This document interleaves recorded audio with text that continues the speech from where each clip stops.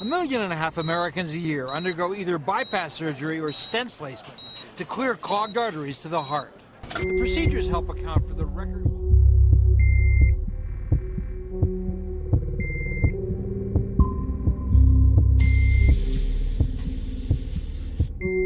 In 1980, 15% of American adults were obese. Today, that number has doubled to 30%. There's a major recall of ground beef spreading today to 20 states. Despite all this money, a new analysis finds that the United States places last among industrialized nations in preventable deaths. Doctors say child obesity can lead to liver disease. Studies show that money worries can cause depression, addiction, and obesity. A new survey shows that for many Americans, healthcare debt is a major financial pain. After 5 days of food riots, Haiti's prime minister was ousted. They pass more greenhouse gas than the typical SUV. Because Americans love the mall. They love the mall. That's where they get to satisfy their two most prominent addictions at the same time: shopping and eating. The new data has convincing evidence that processed meats, including bacon and ham, can cause colorectal cancer. We may be going into the bust now, but can you forget all of those those successive quarters of growth? It was unparalleled in American history. For every GDP dollar of growth, they generated $5 to $6 in debt. The growth was completely illusory. Just because you have Americans that weigh 300 or 400 pounds waddling down the mall, stuffing themselves like ducks on a foie gras farm, you can't equate that to growth. That's disgusting.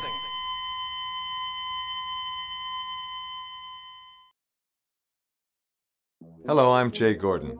The news about our physical, financial, and environmental health is distressing. Worldwide, our weight, our debt, and our consumption are out of control. It's almost like a mad scientist has been engaged in some bizarre, twisted experiment to see how sick and fat he can actually get us. For all intents and purposes, the experiment has succeeded. We've been stuffed with lies about our economy. The economy is doing reasonably well. Just as we've been stuffed with lies about our food.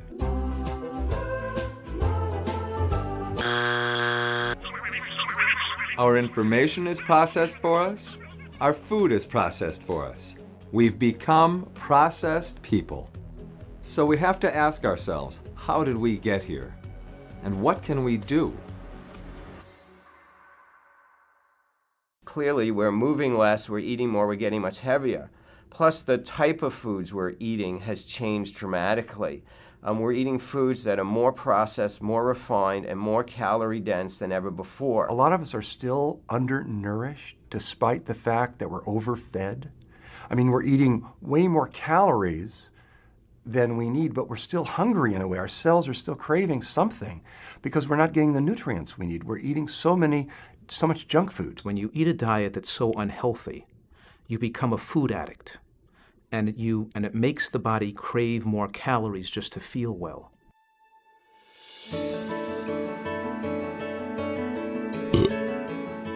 People are fat because they eat like kings and queens. They eat like aristocrats of old.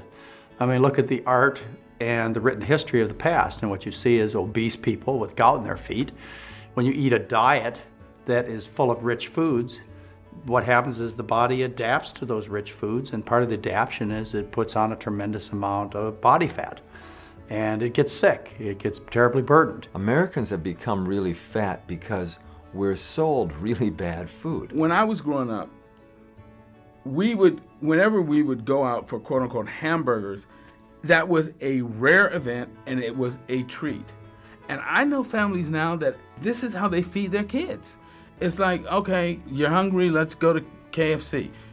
Tomorrow you go to McDonald's. There are billions of dollars spent each and every year influencing children and adults to eat greasy, salty food. Food that is dense in calories while being completely not dense in nutrients. So the Kaiser Foundation did a study recently over a few months on advertising, TV advertising to kids. And they analyzed 8,800 television ads. And out of those, the majority of them were for high fat, high salt, high sugar, high calorie foods for children. Of those 8,800 ads, guess how many were for fresh fruits and vegetables? Zero. It takes between 3,400 and 4,000 calories to fill the stomach one time with chicken, cheese, and oil. It takes 200 calories to fill the stomach with vegetables. So as long as we continue to eat refined and processed foods and lots of animal foods, we're going to continue to have weight problems in this country. I talk about this concept of toxic hunger, that when you don't meet your micronutrient needs, you feel very poorly when you stop eating for a few hours and your body stops digesting food. And you could feel shaky, weak, lightheaded, mentally confused. Overall, you feel ill, and you feel better if you eat food again. You know, we're in the information age, and the amount of information available to us is just incredible. Not only can you get access to good information, you also have ready access to bad information. And most people do not know how to filter the information between what is good and what is bad. We've turned over school lunch programs to fast food restaurants or private groups who are the lowest bidder, and they just come in with all kinds of junk and garbage. The idea of offering chicken nuggets and pizza in the cafeteria may be appealing to a 9-year-old, but it's certainly not the diet that they should be living on. We have a Department of Agriculture that subsidizes products like high fructose corn syrup, products like oils and fats that aren't good for us. And factors that of how food affect the human body and to create addictive drives and cravings. When you add corn syrup, when you add MSG, when you add a higher percentage of sugar, when you remove the fiber, when you remove the volume, when you don't have phytochemicals in your diet, a lot of these things play a role and interact. So the answer is very complicated. And then we've cut out the PE classes because that was felt to be expendable and too expensive. And so then the kids don't even have a way to burn it up. And as a result, they're gaining weight. I think Americans really haven't been challenged to think about what they eat. I don't even think they even think about it.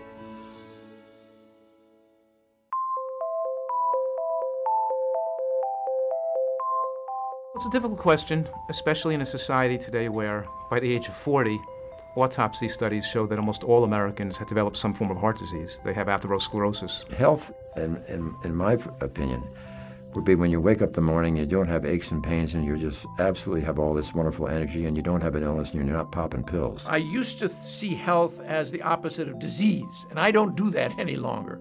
I think of health as our natural state. Sickness is an abnormal state. The body's intended to be healthy. It's intended to look good, function well, and feel well. If it doesn't, then that's wrong.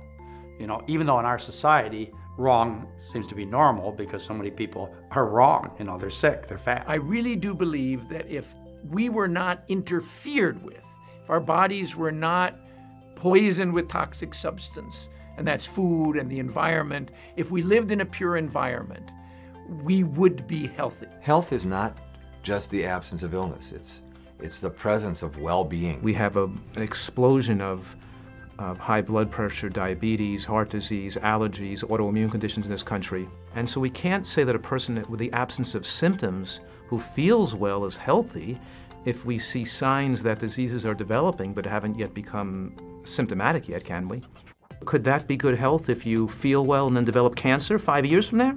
Were you really healthy 5 years when you had no symptoms? Health, if I'm correct, health came from the same root words as holy and whole. So to me, it's the whole composition of who I am and the way I exist in this world. If in the year 1900 in America, only 2% of all Americans developed heart attacks and strokes, and today it's 51%, are we healthier today? And it looks as if we're living longer than we did in the 1900s because people aren't dying of these diseases at childbirth. They're not having so many infections in the first year of life. So to me, to be healthy isn't just to eat healthy, but it's to have healthy relationships, healthy interactions with the environment, healthy family, healthy everything. And all of those things then come back to help improve my health too. But the question is, in the last 15 years of life, do we have a healthy life expectancy in this country? How much do people suffer in those last 15 years of life? And the answer to that question is probably more than ever before. That's the definition of health, the ability to engage in life fully, have all the energy you need to do all the things you want to do, and to maintain that until you die, to live until you die, instead of engaging in a gradual process of degeneration starting sometime around when you're 40 or 50 until you're just not functioning anymore.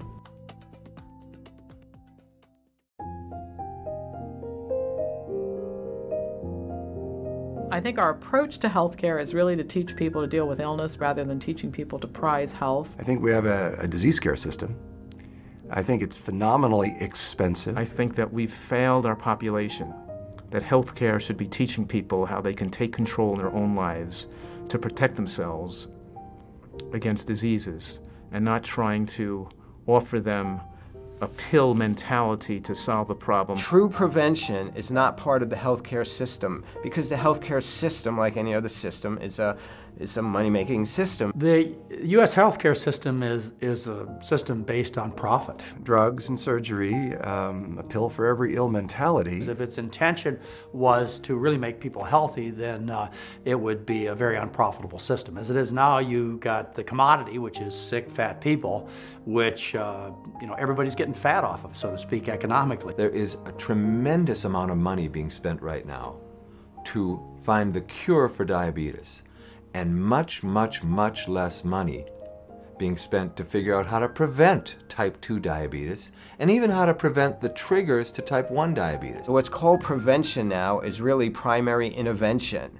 So, we wait till we diagnose you with something, and then we have all these, procedures we could do to try and lower your risk. The money comes into doctors' offices based on how much we treat, how much medication we prescribe, how many procedures we do, how much surgery we do. I mean, I've had many doctors tell me, look, between you and me, the reason I'm making $1 million a year is because I do a lot of procedures. The doctors are getting rich, the drug companies are getting rich, the hospitals are getting rich, the insurance companies are getting rich off of all this sickness. After all, the bigger the business, the more money these insurance companies make. And so all the financial incentive is towards sickness. There's no economic incentive to teach people how to eat well, how to exercise more, how to get enough sleep to stay healthy.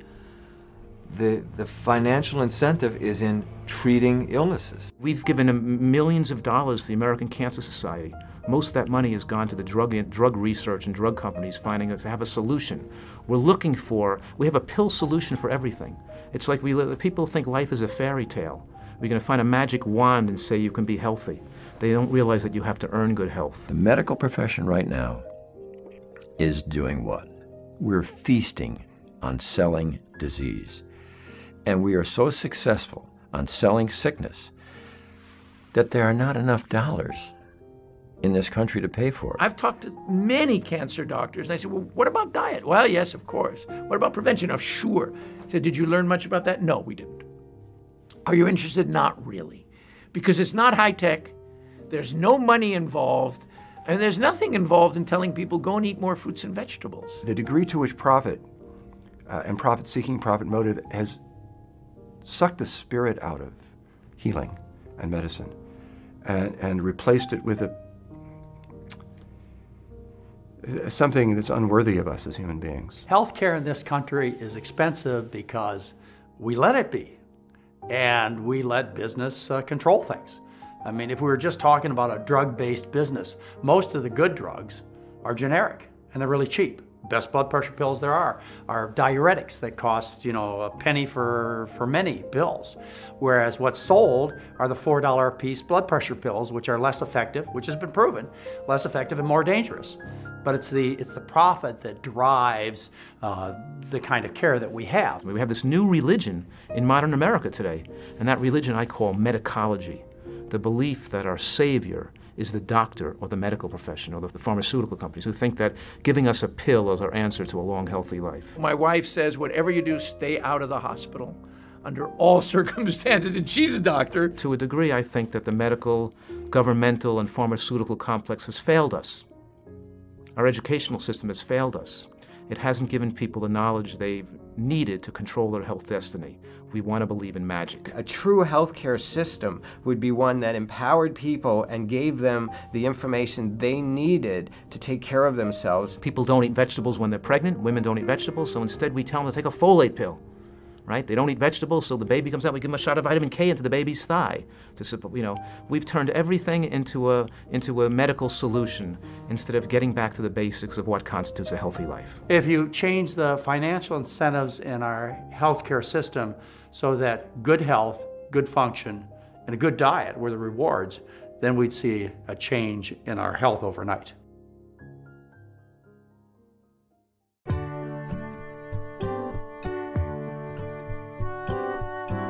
In America today, our diet is predominantly from processed foods, oils, sweets, and animal products.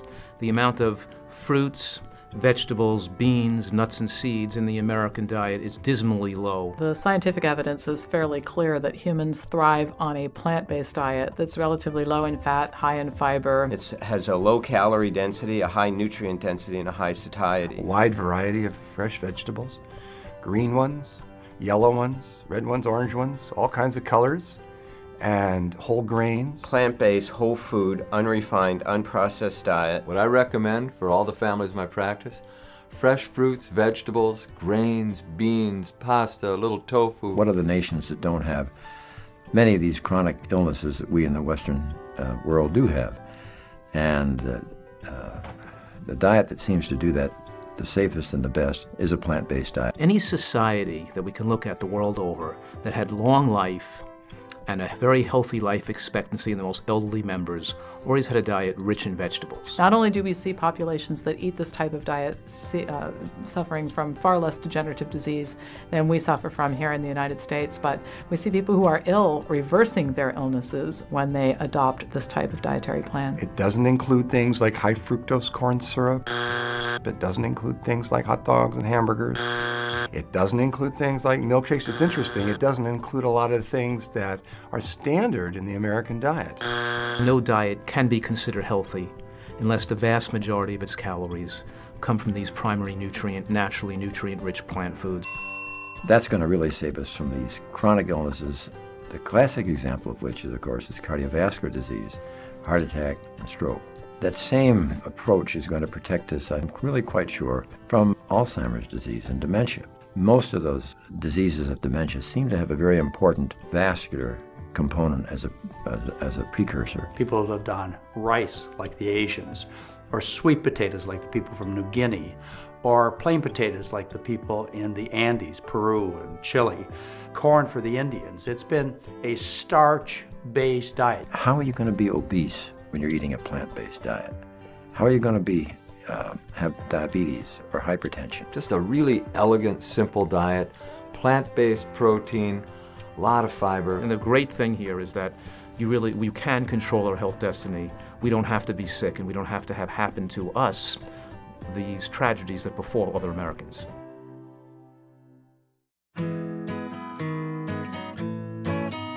People do not need to eat animals to be healthy. Virtually every nutrient you need you could get on a well-rounded, unprocessed, unrefined plant-based diet. Eating animal products, eating animal protein is one of the unhealthiest ways to eat. What I have seen is that most people, when they stop eating animal products, they feel better and they're healthier. They lose the weight that they were carrying that wasn't necessary. Their joints get cooler and they feel better. Their range of motion increases physically. Their endurance increases. There's a direct connection between eating more beef and developing intestinal cancer. There's a direct connection between children drinking lots of whole cow's milk and becoming obese. We know this, we've studied it, we published it, and doctors still ignore it, and we teach our patients to ignore it. Without question, the best diet for us is a diet that is based either entirely or almost entirely on nothing but plant foods. I mean, you could be healthy on a diet that includes a small amount of animal products. Just because you cut animals out of your diet doesn't automatically mean the diet you're left with is healthy. You still have to learn how to eat healthy and consume low-calorie dense, high nutrient-dense foods. You can't design a diet that can be healthy if it gets a majority of calories or too many calories from animal products. And you can't design a diet to be healthy if you get too many calories from processed foods like sugar and white flour either. People not only do not need animal products to be healthy, if they consume them in significant amounts, they'll be sick, just like Westerners are. They're sick and fat.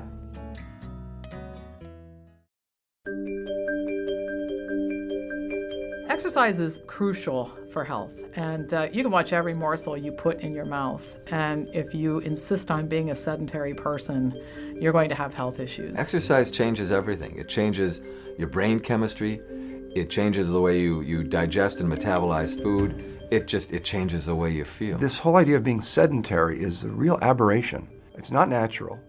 And it's strange, and it's very, very unhealthy. If you think about it from an evolutionary standpoint, it wasn't all that long ago that we were hunter-gatherers and cave dwellers, and we burned up an enormous amount of calories every day moving around. So we're simply not adapted to being sedentary people. I tell the patients in my practice, especially the fathers, that you need to get 2 hours of exercise a day, and they laugh at me. Obviously, there are other factors besides diet and nutrition that determine good health.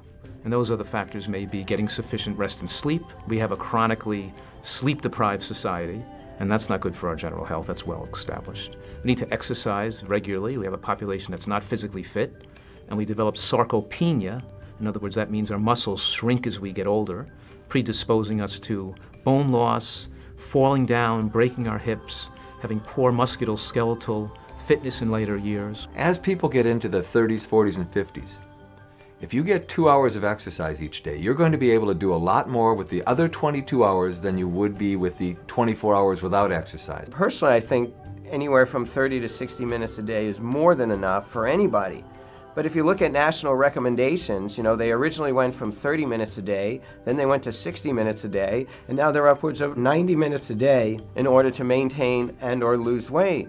Well, the only reason they've had to increase the exercise guidelines so much is because people are eating so many more calories and they're trying to offset the extra calories we're all eating. And as far as children are concerned, everybody wants a magic answer. All the best dog trainers know that if you want a healthy, happy, well-behaved dog, exercise the dog an hour, 2 hours a day. If you want happy, healthy children, get them a couple of hours of exercise. It's not as easy as it used to be, where we used to be able to walk out our front door and we'd play kick the can or play tag after dinner. And of course, people don't get enough sunshine. They're afraid of the sun because of the loss of the ozone layer and skin cancer. But skin cancer is also caused by the low nutrients in our diet, which increases our risk of cancer when we do get sun exposure. Exercise plays a huge role in health. Actually, moving is what plays a role in health. It doesn't have to be exercise per se. I hate exercising. I will not exercise. It just so happens, though, that I windsurf for 2 to 3 hours, 2 or 3 times a week, and I'm out there having a good time. And it just happens to give me some physical activity. I've got grandchildren.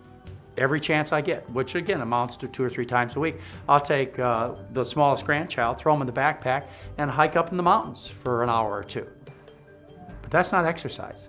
To me, that's just fun. The side product is I do work the muscles. If you move, if you dance, if you play tennis, if you swim, if you sing, and you move your whole body as you do so, it's you play with your kids and just be physical. It's important for your immune system. It's important to prevent you from having falls. It's important to prevent you from getting injured. Now we know that it helps your brain. It certainly helps your heart. Almost all the systems of the body are helped by exercise. And of course, the biggest objection people give me is they don't have the time, but you either spend the time to engage in activities that prevent illness, or you spend the time engaging in activities that treat illness resulting from not spending the time to stay healthy. So I don't have a lot of patience with that particular objection. I try to swim at least a mile every day. People are naturally designed to have, throughout human history, moved that body around. It's just in our society where they're so sick from the wrong food, they don't feel like moving.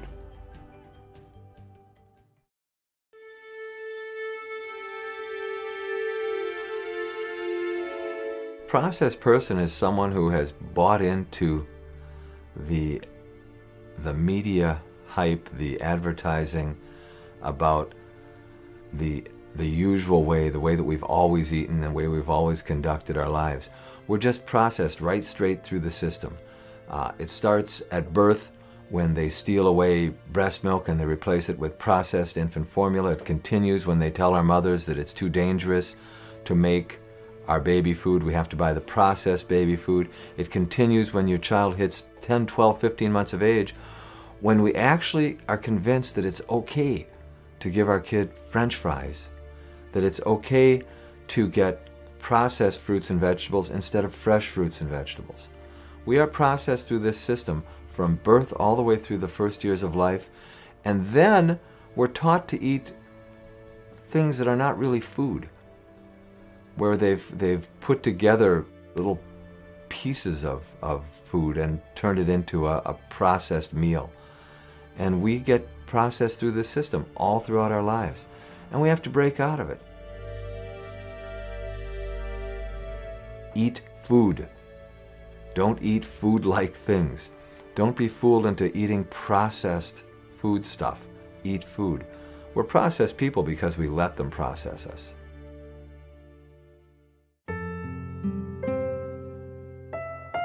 I see about 100 patients a week, so several thousand a year, who come in with all kinds of health problems. And the irony is many of these are many of the best educated, wealthiest people in America, and yet they still have all of the same health problems that everybody else does. Heart disease, diabetes, metabolic syndrome, obesity, and cancers. So the blessing is that I get to see on a daily basis what happens to these people when they implement these changes in a controlled environment.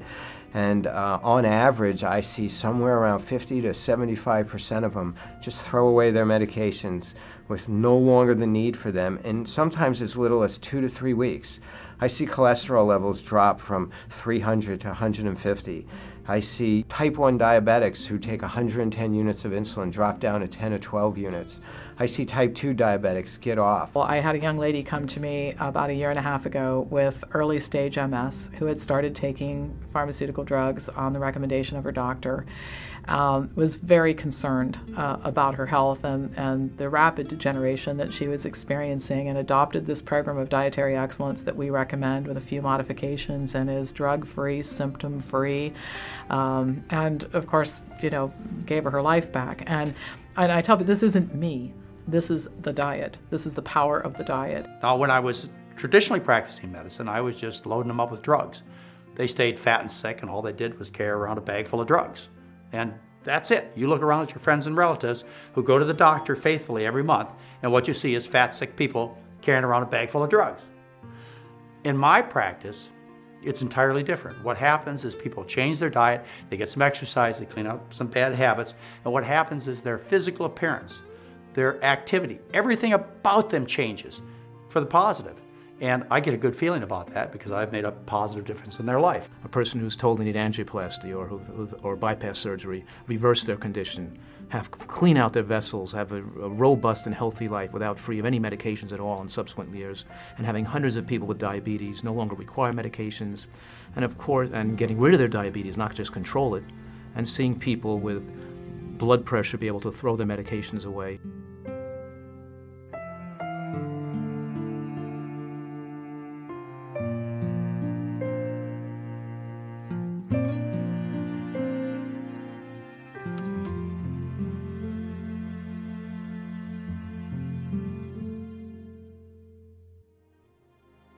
I come into work, many mornings, and there's people who are just waiting at the door to see me because they have seen the first time in decades their numbers on their blood profiles and their risk factors are all in the normal range for the first time ever. And they've gone the healthcare route. They've had operations, they've had stents, they've had bypasses, they've taken multiple medications. Many of the patients are on half a dozen to a dozen medications. And then sometimes, just within several weeks of working with them, I come in and, there aren't words to really describe it, but when you see the joy in somebody's face because for the first time they're really seeing the power, and they think like a miracle has happened or I've done something magic to them, and I just tell them that no, the miracle's in them, that they are the miracle.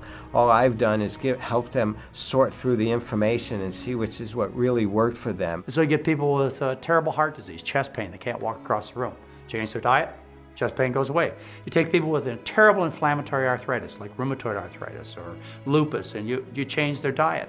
And what was once a completely incapacitating, potentially very fatal disease becomes history, and they become fully functional. And sometimes people laugh at me when I say this, that they'll always get better.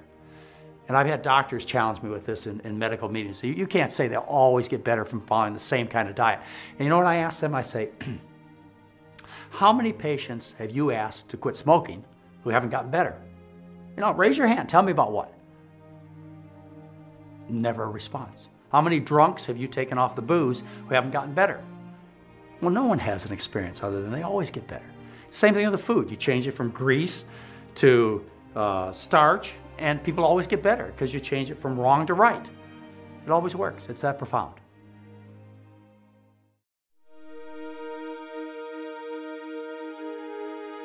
What's going to happen if we don't change in our diet and lifestyle is what is happening today to people who haven't. They get sicker and sicker and heavier and heavier. We are the most obese nation in history. And obesity, as everybody knows, is not just an aesthetic thing. There are little blips. They report that there's less of a certain type of cancer this year than there was last year, or less heart disease this year. But overall, the trend is absolutely terrible. Diabetes is the next epidemic, and it's in children. And that's what really worries me. And it's so clear now to everybody that it's directly related to diet. We know what happens to an adult when they turn 50 or 60 and they get type 2 diabetes or heart disease. We know the tremendous impact they have and the costs, not only to our nation, but also to them. We get paid more for heroic things. We get paid for doing heart transplants, for trying out brand new chemotherapeutic agents. We get paid for diagnosing infections and treating with new antibiotics. We don't get paid for prevention.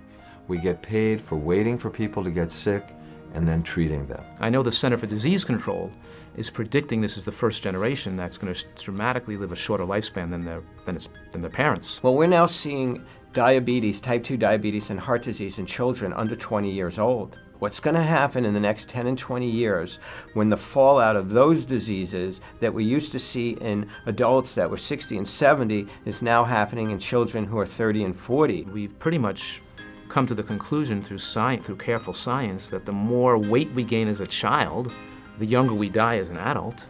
So we do have some pretty dramatic possibilities that may occur in future years if Americans don't make these changes. The cost of health care in America has risen, again, year by year by year, and it will keep going up if we insist on paying doctors who want to be heroes rather than being teachers. This country will not be able to afford the kinds of drugs and procedures that will be necessary for the carnage that the Western diet inflicts. We won't be able to afford it. It'll just be that simple. And then there may be a very awkward period where only certain segments of the society can afford care. I hope that won't occur. What may not be so clear is that our diet is directly related to a lot of other things that are very hard to get rid of in America. And that, what I was talking about earlier in the bottom line and people wanting to make large amounts of money, people are also willing to make large amounts of money making you sick. If they know that they're making a product that is not healthy, but people are buying it in huge amounts and it tastes good and it's cheap and they sell hundreds of millions of them, it's going to be a big struggle to tell them, look, you are doing something immoral. On the other hand, I think the fact that things have gone downhill, that diabetes and obesity has skyrocketed with no end in sight, and that healthcare costs have gone up 500% in the last 5 years, and that with no end in sight, and putting corporations under tremendous economic stress, making jobs go overseas, and corporations going bankrupt, and I think that's a motivating factor where people are now opening up their eyes and looking at things and looking at the possibility of change. And for me, I see it as an opportunity. There is no way that this planet can support a meat-eating species as large as human beings in the numbers that we now exist. And if the rest of the world continues to try and emulate our lifestyle, we're just going to destroy our planet. Never before did I see in the newspaper a discussion about if the subsidies given to the meat and dairy industries is something we should be continuing doing while there's no subsidies given to fruit and vegetables. That question has never even been looked at in the conventional newspapers. And again, this availability of information. You know, somebody goes to the doctor, they're diagnosed with arthritis, the doctor says, take this COX-2 inhibitor, they get on the internet, they look up, you know, what's going on with this drug, they find out about side effects and go, I'm not going to do this, I'm going to look for some other option, and they go actively seeking it.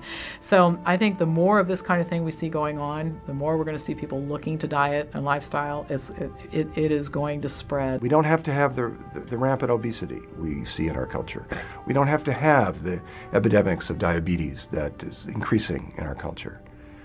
We could have a much leaner, stronger, more fit, more clear thinking, more capable of critical thinking population. You know, I've been recently working with the Bank of Hawaii, where now they're courting unions, IPA Association of 750 physicians who are trying to utilize nutritional protocols to improve the health of their patients, to reduce healthcare costs as a public policy of a doctor policy in all of Hawaii. These things are now being considered and being discussed, would never have been looked at if we hadn't seen obesity rates and diabetes rates and things coming to a certain point of crisis. When I was a child, cigarette smoking was the norm. And it was acceptable behavior, and even doctors smoked. And then people understood the real impact of cigarette smoking on health. Things have changed. I remember a 2-martini lunch was something to brag about, but not these days. It's embarrassing to be a drunk in public. So, you know, things could change if we got the awareness out there that being fat and sick and consuming all this rich food is a disgrace. It's a disgrace on you. It's a disgrace on your family. It's a disgrace on society. And if we could bring it to that level of understanding, I think we could change.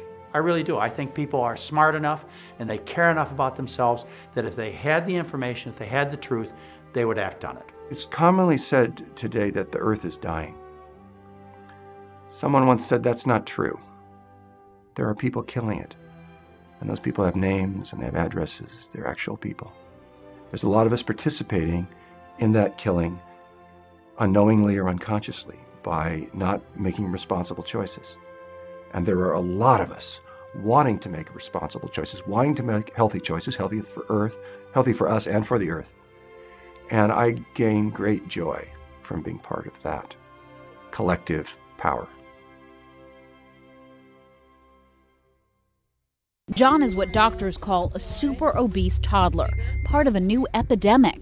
Children as young as 2 and 3 who are extremely overweight. The rise of obesity amongst young Americans is one of the most alarming statistics that there is. We should have physical fitness programs and nutrition programs in schools. Every parent should know what's going on. And Councilwoman Perry went on to tell us that in some places in her district, it's easier to get a handgun than it is to get some of these fruits and vegetables that she's talking about. 2 of the top-selling prescription drugs in the world may not work. We are going to make sure that we manage chronic illnesses like diabetes and heart disease that cost a huge amount but could be prevented. This idea that fat cells in the body somehow release these hormones which serve as a fuel for cancers. After 9 years of follow-up, they found that those who ate a diet heavy in refined grains, processed meats, fried foods, and sweetened or diet soda had a dramatically increased risk of metabolic syndrome, which is a group of risk factors that can lead to cardiovascular disease and diabetes.